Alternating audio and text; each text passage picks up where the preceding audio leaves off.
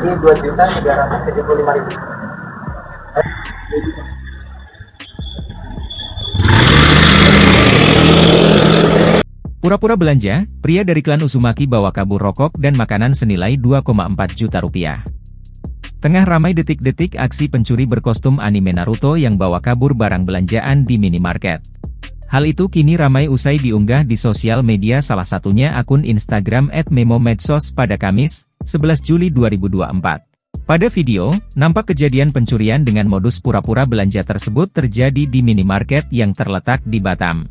Uniknya, pelaku pencurian tersebut menggunakan jaket atau kostum anime Naruto saat melakukan aksinya. Terlihat pelaku dengan santainya pura-pura belanja dan lalu membawa kabur belanjaan bersama dengan seorang wanita yang menunggu di motor.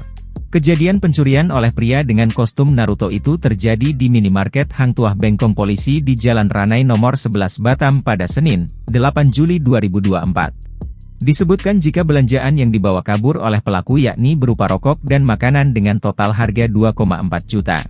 Beruntungnya, detik-detik aksi dari pelaku pencurian tersebut berhasil terekam oleh CCTV yang dipasang di minimarket. Terbaru, melansir di akun Instagram yang sama terlihat kedua pelaku sudah berhasil diamankan unit Reskrim Polsek Bengkong. Pelaku merupakan sejoli yang masih di bawah umur yakni NA 17 tahun dan NJ 17 tahun. Dijelaskan pihak kepolisian jika motif para pelaku melakukan aksinya karena tidak memiliki uang dan pekerjaan. Kepada polisi, kedua pelaku mengaku baru pertama kali beraksi. Rencananya, hasil curian berupa rokok akan dijual kembali dan hasilnya digunakan untuk kebutuhan sehari-hari.